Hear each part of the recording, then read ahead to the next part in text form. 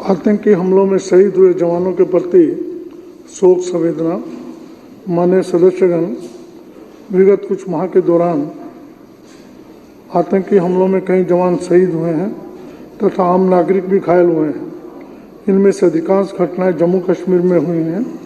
दिनांक 4 मई 2024 को जम्मू कश्मीर के पुंछ में वायुसेना के काफिले पर आतंकी हमले में एक जवान शहीद हो गया तथा 4 अन्य जवान घायल हो गए। दिनांक 9 जून 2024 को जम्मू कश्मीर के रियासी में तीर्थ यात्रियों की बस पर आतंकवादियों की गोलीबारी से 9 यात्रियों की मौत हो गई और 40 से ज़्यादा लोग घायल हो गए। दिनांक 10 और 11 जून 2024 को कठुआ में आतंकियों और सुरक्षा बलों के बीच मुठभेड़ में सीआरपीएफ का एक जवान शहीद हो गया। दिनांक 12 जून 2024 को डोडा में आतंकियों ने सुरक्षा बलों की चौकियों पर 2 हमले किए, जिनमें 6 सुरक्षाकर्मी घायल हो गए। दिनांक 8 जुलाई 2024 को कठुआ में गश्त पर निकले 2 सैनिक वाहनों पर घातक लगाकर हमला किया गया, जिसमें सेना के जेसीओ सहित 5 सैन्यकर्मी शहीद हो गए तथा 5 अन्य घायल हो गए। दिनांक 16 मई 2024 को जम्मू संभाग के डोडा जिले के जंगलों में आतंकवादियों के साथ मुठभेड़ में सेना के कैप्टन समेत 4 सैनिक शहीद हो गए। दिनांक 18 जुलाई 2024 को छत्तीसगढ़ के नक्सल प्रभावित बीजापुर जिले में नक्सलियों ने एक बारूदी सुरंग में विस्फोट कर दिया, जिसमें एसटीएफ के 2 जवान शहीद हो गए तथा 4 अन्य घायल हो गए। दिनांक 13 सितंबर 2024 को जम्मू कश्मीर के कठुआ में मुठभेड़ के दौरान सुरक्षा बलों ने 2 आतंकियों को मार गिराया, जबकि किश्तवाड़ में एक अन्य मुठभेड़ में 2 जवान शहीद हो गए जबकि 2 अन्य जवान घायल हो गए। उधर मणिपुर में लगातार अशांति के कारण पिछले दिनों कई लोग मारे गए तथा पुलिस और सुरक्षा बलों के जवान भी शहीद हुए। इन कायरतापूर्ण हमलों की जितनी निंदा की जाए उतनी कम है। देश की आंतरिक सुरक्षा के लिए अपनी जान की बाजी लगाने वाले इन जवानों की शहादत अनमोल है। मैं शहीद हुए जवानों को अपनी ओर से तथा पूरे सदन की ओर से श्रद्धांजलि देता हूं और घायलों के शीघ्र स्वास्थ्य लाभ की कामना करता हूं तथा ईश्वर से प्रार्थना करता हूं कि उनके परिजनों को इस अपार दुख को सहन करने की शक्ति प्रदान करें।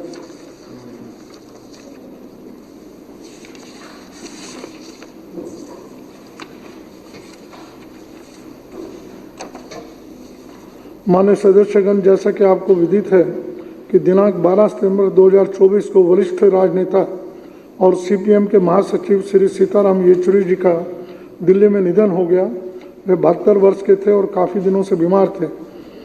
राजनीतिक क्षेत्र में उनका प्रवेश वर्ष 1974 में छात्र जीवन में ही हो गया था। इमरजेंसी के दौरान वे गिरफ्तार हुए और रिहा होने के बाद जेएनयू के छात्र संघ के अध्यक्ष चुने गए। वे भारतीय राजनीति के एक सर्वोच्च मंचों पर देश के कमजोर तबकों की आवाज़ मजबूती से उठाते थे।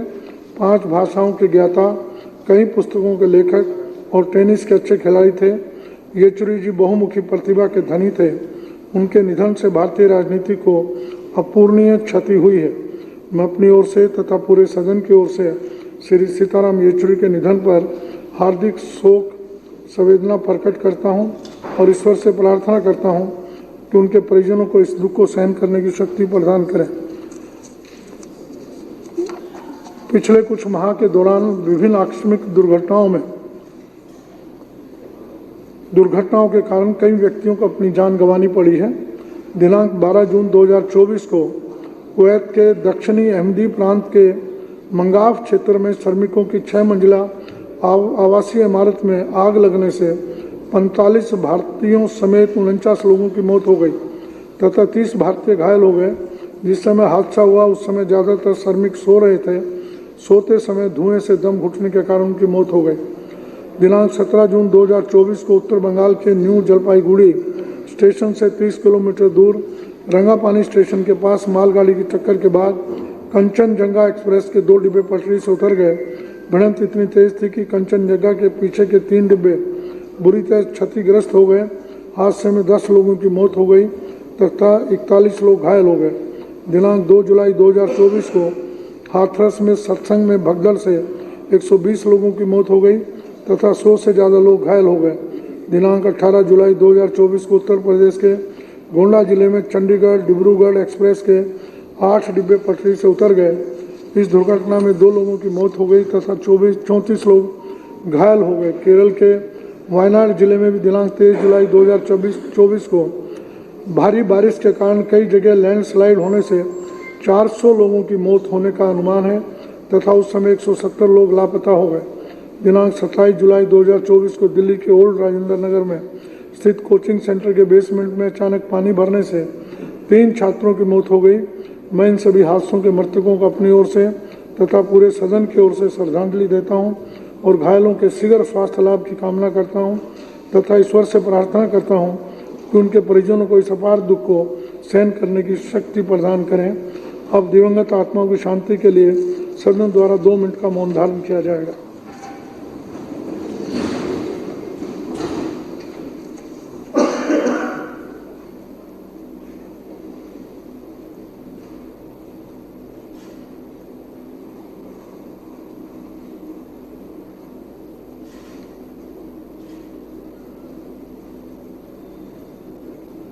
ओम शांति शांति।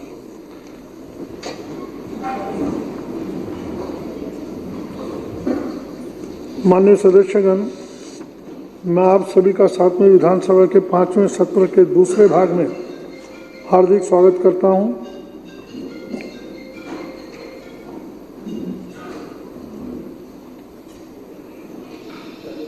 मैं आप सभी का 7वें विधानसभा के 5वें सत्र के दूसरे भाग में हार्दिक स्वागत करता हूं। जैसे कि आप सब जानते हैं, श्रीमती आतिशी जी के नेतृत्व में नई मंत्री परिषद ने कार्यभार संभाल लिया है।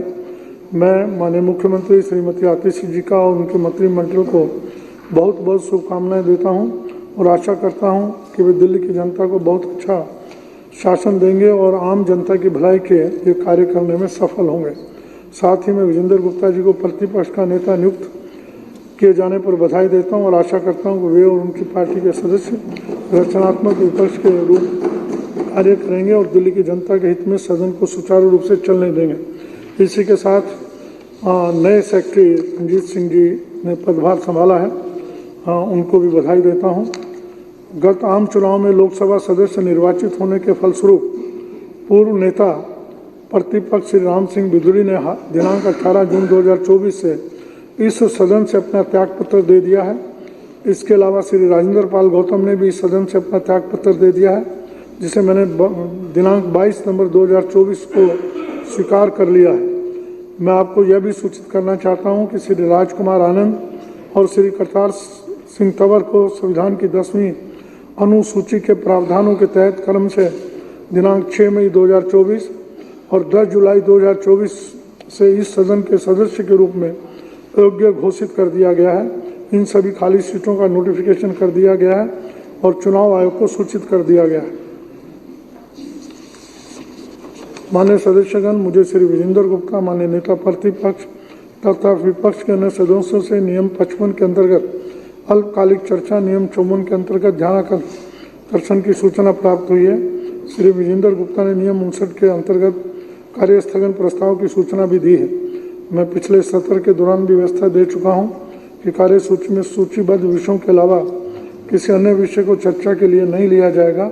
इस संबंध में अध्यक्ष का निर्णय अंतिम होता है, अतः माननीय सदस्य सूचीबद्ध विषयों पर ही अपने विचार व्यक्त करें तथा सदन को सुचारू रूप से चलाने में मुझे सहयोग दें। माननीय सदस्यगण, 280 में मुझे जितने भी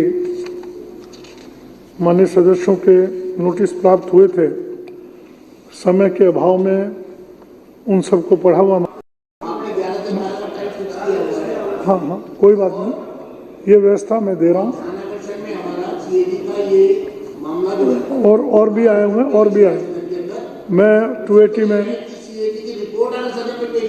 भाई विजेंद्र जी, ये तो कोई तरीका नहीं हुआ। ये तो कोई तरीका नहीं हुआ। ये तो सरकार को पेश करनी है, सरकार करे। श्री विजेंद्र गुप्ता जी, श्री अभय वर्मा जी, श्री संजीव झा जी, श्री गुलाब सिंह जी, मोहन सिंह विश जी, भूपेंद्र सिंह जून जी, श्री अजय महावर जी, विशेष रवि जी, श्रीमती प्रमिला धीरज टोकस, श्रीमती वंदना कुमारी जी। आपकी व्यवस्था है 11 से 12 में 280 लेंगे सर, करने दीजिए, हम भी कम से कम एरिया के बारे में बताएंगे कि हाउस के अंदर मुरुगन जी नहीं चलता। उसके बाद हमको बोलने तक समय नहीं दिया जा रहा है। आखिर बोले तो बोले किस प्लेटफॉर्म पे जाके बताएं। ये 280 अल्पकालिक चर्चा नियम 55(1) श्री कुलदीप कुमार जी दिल्ली परिवहन निगम के गुप्ता जी बैठ जाओ, मेरा नंबर है यार, ऐसे मत करो। करने के संबंध चर्चा होने दो। चर्चा धन्यवाद अध्यक्ष जी। और आज इस सदन में बड़े महत्वपूर्ण विषय पर चर्चा शुरू की गई है। और मैं जैसे ही दिल्ली सिविल डिफेंस बस के मार्च से चर्चा की आपने बात शुरू करी, तुरंत मेरे साथी विपक्ष के बीजेपी के लोग आपकी बात अध्यक्ष जी तुरंत मेरे बीजेपी के साथी विरोध करने के लिए खड़े हो गए, क्योंकि इनको पता है कि जो ये चर्चा शुरू हो रही है, इनके काले कारनामों की पोल आज इस सदन में खुलेगी। और जैसे इन्होंने दिल्ली के सिविल डिफेंस के बस मार्शलों को जिस प्रकार से इन्होंने हटाने का काम किया है, वो बात जनता के सामने जाएगी, उन बस मार्शलों के सामने जाएगी। इसलिए ये बस मार्शलों का विरोध करने के लिए यहाँ खड़े हुए हैं। बस मार्शलों को स्थायी करो, बस मार्शलों को स्थायी करो, बस मार्शलों को स्थायी करो, बस मार्शलों को स्थायी करो, बस मार्शलों को नौकरी दो, बस मार्शलों को नौकरी दो, बस मार्शलों को नौकरी दो। बीजेपी वाले विरोध मत करो, उनकी नौकरी मत छीनो, उनकी नौकरी मत छीनो। बीजेपी वालों शर्म करो, बस मार्शल पे नौकरी देने का काम करो, बस मार्शल को नौकरी देने दो।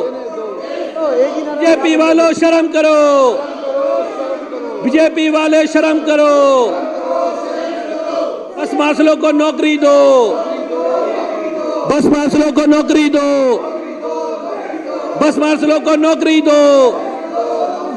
बीजेपी वालों शर्म करो, माननीय सदस्यों से प्रार्थना करता हूं, बीजेपी वालों शर्म करो, मैं माननीय सदस्यों से बीजेपी वालों शर्म करो। कृपया बैठें। बस मार्शलों को बहाल करो, माननीय सदस्यों से प्रार्थना बस मार्शलों की नौकरी बहाल करो, स्थान पर बैठें। बस मार्शलों की नौकरी बहाल करो। बीजेपी वालों शर्म करो, शर्म नहीं तो डूब मरो। बस मार्शलों की नौकरी पक्की होने दो, बस मार्शलों को बहाल करो। बीजेपी वालों शर्म करो, शर्म नहीं तो डूब मरो। बस मार्शलों को बहाल करो, बस मार्शलों को बहाल करो, अपने स्थान पर बस मार्शलों को बहाल करो। सभी से प्रार्थना है। बीजेपी मुर्दाबाद, बीजेपी हाय हाय। बस मार्शल को नौकरी दो, बस मार्शल को नौकरी दो, सभी माननीय सदस्यों से बस प्रार्थना मार्शल है। को नौकरी दो। कृपया अपने स्थान पर बैठें।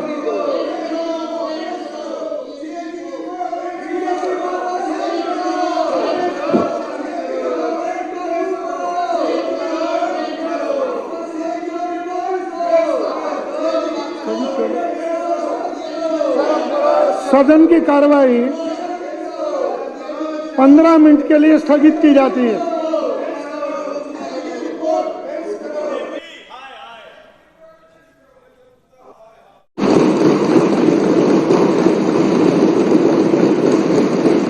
माननीय अध्यक्ष महोदय, आज मैं भगवान की कृपा से दिल्ली के और देश के करोड़ों लोगों के आशीर्वाद से आप लोगों के बीच में जेल से छूट के आया हूँ।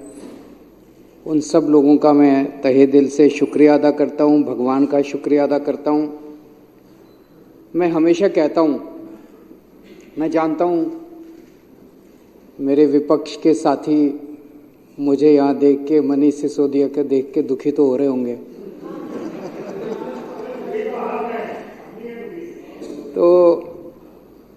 मैं हमेशा कहता हूं मोदी जी बहुत ताकतवर है, बहुत ताकतवर है और अथाह पैसा है उनके पास, अथाह रिसोर्सेज हैं, पर मोदी भगवान नहीं है।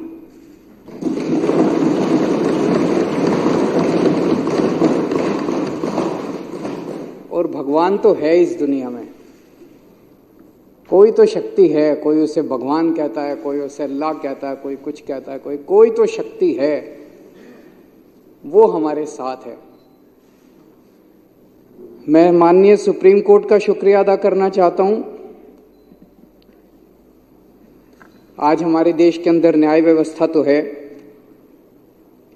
अध्यक्ष महोदय, आज मैं मुख्यमंत्री जी के साथ सुबह एक रोड का इंस्पेक्शन करने गया था। दिल्ली यूनिवर्सिटी में सड़कें बहुत शानदार हुआ करती थी। मेरे पास जेल से छूटने के बाद कुछ लोग आए, उन्होंने बताया कि दिल्ली यूनिवर्सिटी की सड़कें खराब हो गई हैं। मैं आज रोड इंस्पेक्शन करने गया था और बहुत बुरा हाल था सड़कों का। तो मैंने मुख्यमंत्री जी को कहा कि इनको तुरंत ठीक करवाया जाए। उन्होंने आदेश दिए हैं और मैं उम्मीद करता हूं कि उस सड़क को जल्द ठीक करवाया जाएगा। हैं जी, आप तो मालिक हैं साहब, आप तो देश के मालिक हैं। मैं 3-4 दिन पहले एक भाजपा के बड़े नेता से मिला। मैंने उससे पूछा, मैंने कहा मुझे गिरफ्तार करके क्या मिला आपको, कुछ फायदा हुआ? बोले आपके पीछे से हमने पूरी दिल्ली सरकार डिरेल कर दी, हमने आपके पीछे से दिल्ली ठप कर दी। बड़ा खुश हो रहा था। मुझे बड़ा दुख हुआ सुन के, आक्रोश भी हुआ और स्तब्ध रह गया मैं। देश की राजधानी के 2 करोड़ लोगों की जिंदगी खराब करके उनको खुशी हो रही है?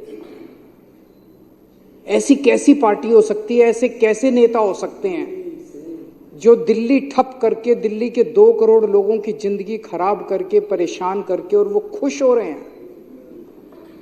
क्या इतनी राजनीति इस स्तर पे गिर सकती है कि वोट लेने के लिए उनका मकसद क्या? उनका मकसद था कि हमारे को बदनाम करना, आम आदमी पार्टी की सरकार को बदनाम करना, ताकि उनको वोट मिल जाए।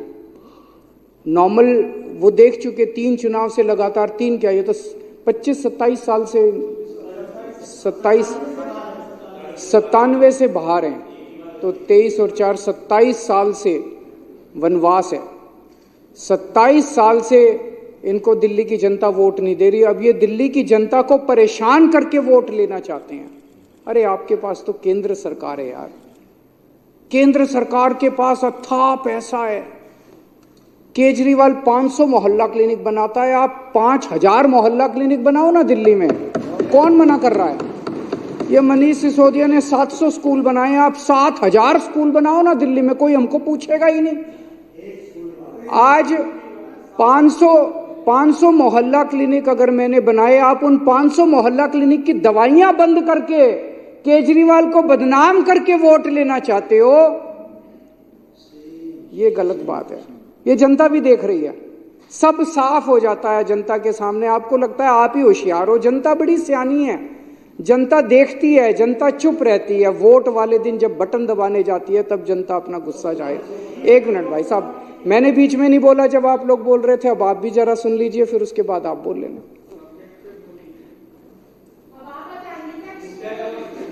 तो काम रोकने से, काम खराब करने से जनता वोट नहीं देगी। काम करने से, अच्छा काम करने से जनता वोट देगी। अच्छा काम करो। आपने मेरी गैर मौजूदगी में दिल्ली में सड़कों की रिपेयर बंद करा दी। मेरी गैर मौजूदगी में आप दिल्ली की सारी सड़कें बनवा देते, कहते हैं जे केजरीवाल जेल में बैठा है, हम बनवा रहे हैं सड़क, देखो आप जीत ना जाते तो। बाहर निकल के मैं किस बात पे वोट मांगता? आज मैं वोट मांगूंगा, केजरीवाल आ गया, अब तुम्हारी सड़कें रिपेयर कराऊंगा मैं। ले आते 5000 करोड़ रुपए मोदी जी से, केंद्र सरकार से, सारा पैसा तो आपके पास है।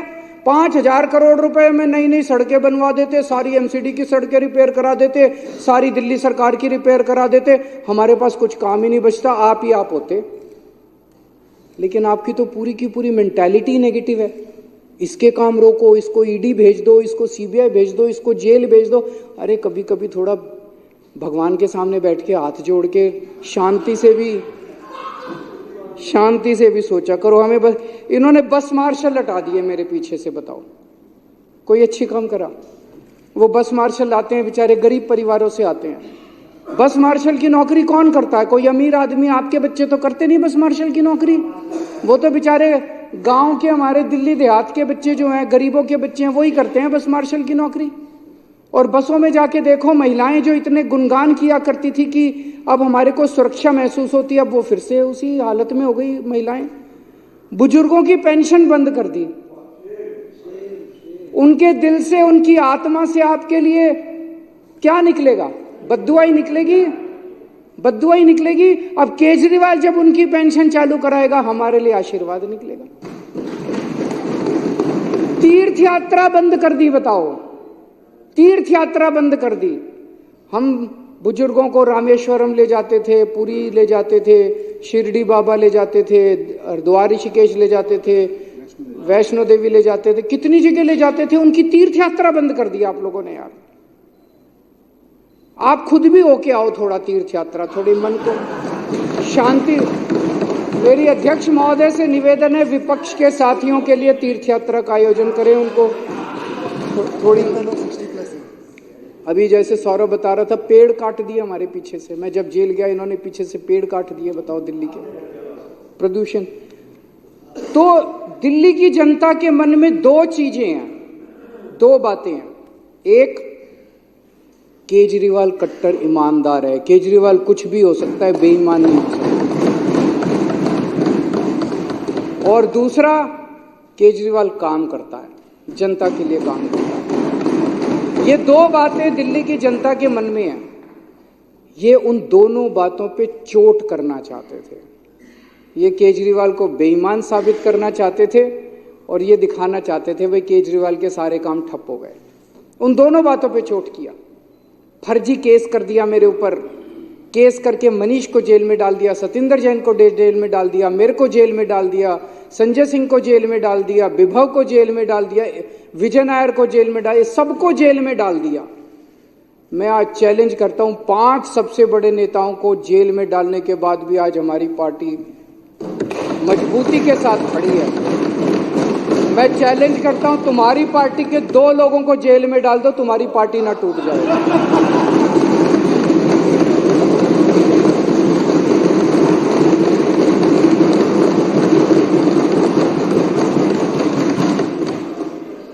और इन्होंने ऐसा कानून लगाया मेरे ऊपर जिसमें बेल भी नहीं मिलती।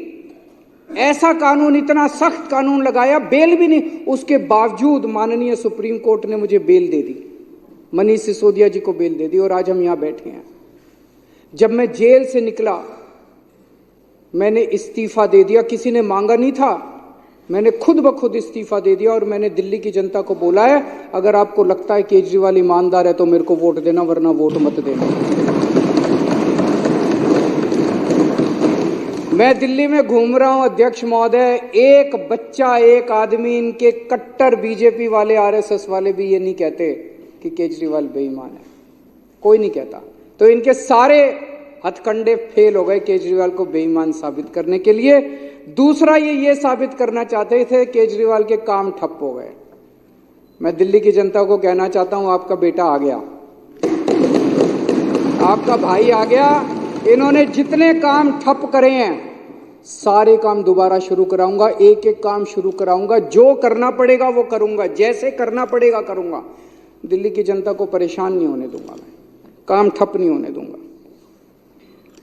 लोग कहते हैं जेल जाने से नुकसान हुआ, जरूर हुआ, मैं मानता हूं जेल जाने से बहुत नुकसान हुआ, पर केजरीवाल का नुकसान नहीं हुआ, मनीष सिसोदिया का नुकसान नहीं हुआ, दिल्ली के 2 करोड़ लोगों का नुकसान हुआ। आज जब घर से निकलते हैं अपनी गाड़ी लेके या कैसे भी, वो टूटी हुई सड़कों के ऊपर उनकी गाड़ी ऊपर नीचे होती है, प्रदूषण होता है उसकी वजह से। आज जगह जगह सीवर ओवरफ्लो कर रहे हैं, बस मार्शल हटा दिए इन लोगों ने।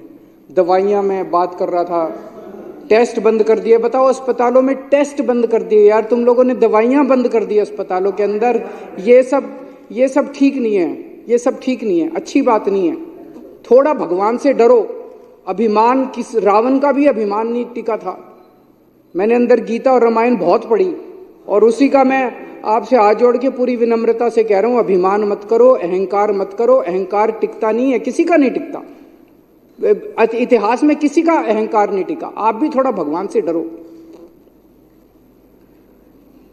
अब चुनाव में जनता जवाब देगी कि केजरीवाल चोर है या केजरीवाल को जेल में भेजने वाले चोर हैं। जनता जवाब देगी कि जनता को काम रोकने वाले पसंद हैं कि काम करने वाला पसंद है।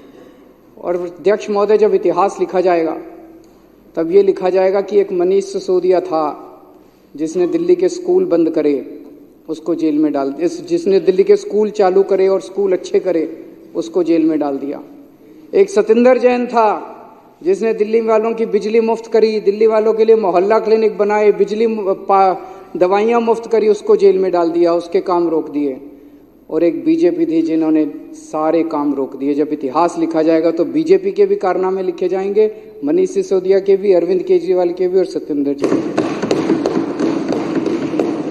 अध्यक्ष जी, जेल से निकलने के बाद मैंने इस्तीफा दे दिया।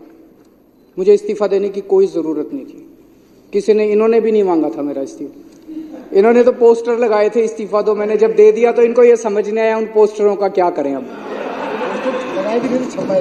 छपवाए थे, लगाने थे, अभी बता रहे हैं। मैंने इस्तीफा दे दिया। मेरी जिंदगी में 3 बार ऐसे मौके आए जब बड़े बड़े पदों से मैंने इस्तीफा दिया अपनी जिंदगी में, वॉलंटरीली, स्वैच्छिक, अपनी मर्जी से, किसी ने मांगा नहीं था। मैं इनकम टैक्स में काम किया करता था, जॉइंट कमिश्नर की पोस्ट पे था। मन में यह था कि देश के लिए कुछ करना है, समाज के लिए कुछ करना है। तो मुझे यह लगा कि जो मैं नौकरी कर रहा हूं, ये नौकरी तो और कई लोग कर लेंगे, मेरे जैसे और बहुत इनकम टैक्स में जॉइंट कमिश्नर हैं, कमिश्नर हैं, वो लोग कर लेंगे। मुझे कुछ ऐसा करना चाहिए जो हर आदमी नहीं करता। मैंने जॉइंट कमिश्नर की नौकरी से त्यागपत्र देके और 10 साल दिल्ली की झुग्गियों के अंदर काम किया। जॉइंट कमिश्नर की नौकरी से मैंने इस्तीफा दिया था, किसी ने इस्तीफा मांगा नहीं था। और जब मैंने इस्तीफा दिया था, 2006 में इस्तीफा दिया था, वैसे तो मैं छुट्टी लेके 2000 से ही निकल गया था। उस वक्त कोई पार्टी नहीं थी, कोई आंदोलन नहीं था और दिल्ली की झुग्गियों में जाके मैं रहने लगा था। तब ये नहीं था कि मैं मुख्यमंत्री बनूंगा या चुनाव लड़ूंगा, चुनाव लड़ने का कोई इच्छा नहीं थी। फिर 2013 में हमारी सरकार बनी और 49 दिन की सरकार के बाद अपने उसूलों पे मैंने इस्तीफा दिया था। 49 दिन के बाद, किसी ने मांगा नहीं था इस्तीफा, 49 दिन के बाद इस्तीफा दिया था। और अब तीसरी बार, अब जेल से निकलने के बाद मैंने इस्तीफा दिया है। मैं सत्ता के लिए नहीं आया, मेरे को सत्ता की जरा सी भी भूख नहीं है, मेरे को सत्ता का, पैसे का जरा सा भी लालच नहीं है। देश के लिए आए हैं, देश के लिए कुछ करने के लिए आए हैं। और दूसरी तरफ ये लोग बेचारे परेशान हो गए हैं कह कह के, भाई 75 साल का रूल आपने ही बनाया था। मेरे को कल एक आरएसएस के बहुत सीनियर नेता मिले, उन्होंने बताया, बोले जी आरएसएस ने अल्टीमेटम दे दिया है कि भाई 75 साल का रूल तो लागू होगा।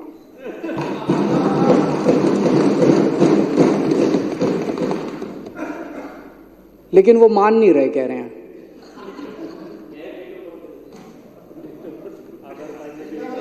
सत्ता छोड़नी बहुत मुश्किल है, सत्ता कुर्सी छोड़नी बहुत मुश्किल। 1 मिनट, वो बोलने के लिए ललचा रहे हैं, मेरे बात बोलने में। सत्ता छोड़नी अध्यक्ष महोदय बहुत मुश्किल है, सत्ता का लालच छोड़ना बहुत मुश्किल है।